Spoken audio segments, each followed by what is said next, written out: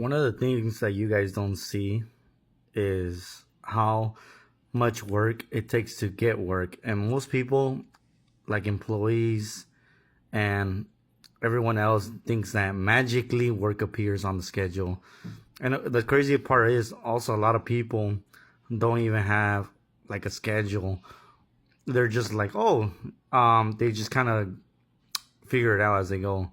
It's okay when you first start out, maybe you don't have enough work. But as you can see, this whole week, it's Tuesday. We're on Tuesday. And tomorrow, Wednesday, we have work and we already have everything scheduled. But if I go one click over there, see, Monday is already getting filled out. And a lot of people don't realize that you got to start tripping out like Tuesday, a week before, about next week's or 2 weeks out. Because if you're not worried about next week, then next thing you know, you don't have work next week. And a lot of contractors or subs, they're always worried about today, but not like a week or 2 weeks further. And the goal is to get booked at least 2 weeks out. But right now, we're always kind of like a week booked out. As you can see, like I don't gotta worry about this week, but you don't realize how much work it takes. Like right now, it's 8:35, and I gotta write like 3-4 estimates right now. And one of the biggest things is about subs. They always call you.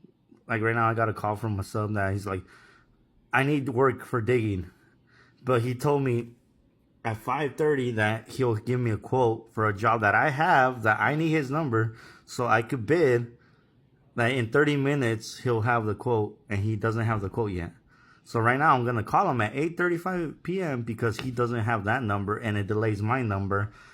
And it's my job to annoy them to get the fastest quote possible, because you're going to lose a lot of job.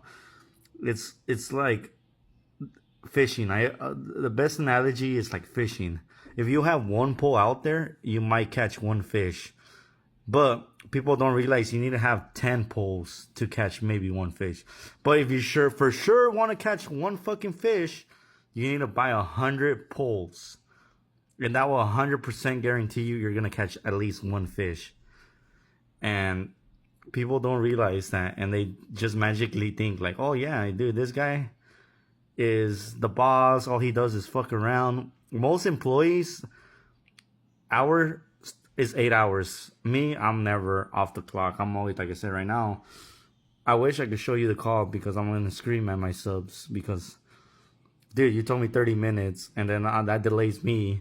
But then you're at the same time, you're making a phone call saying you need work. And it's like, how do you need work but not send estimates? And a lot of people get confused and what step to do, and they always trip out. Like I have like 10 things to do and I forget.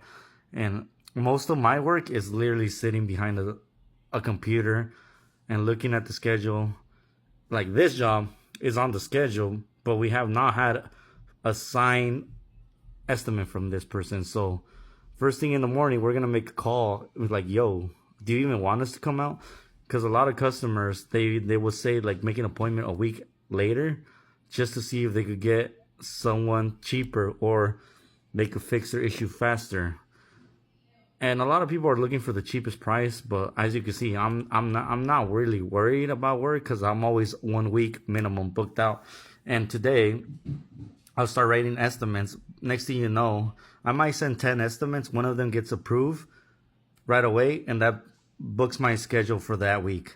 And then maybe the second estimate might get approved, but then that gives me work for the 3 weeks. But I'm always throwing out estimates. It never fucking ends. But I just laugh when my subs call me like, yo, do you have work? I'm like, yes, I need a bid. And then they tell me they're going to give me a bid in 20 minutes. And 3 hours later, I haven't gotten my bid. So guess who's going to get a call right now? Like, where the fuck is my bid? And the reason I could act like that is because they're begging for work. I'm like, dude, how are you begging for work and then not giving me a quote for me to give you work? Like, motherfucker, what am I going to do? Like, just make up random numbers? And also delays me. Or then I could find another sub and I'm like, yo, give me a bid. And that's why I learned, like, you need to have at least 4 to 5 subs. Because the way subs work, or every contractor works, they finish a job and they realize, holy fuck, I don't have work tomorrow.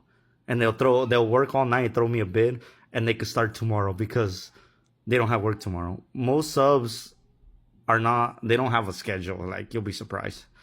So that gives me leverage because then they underbid because they're desperate.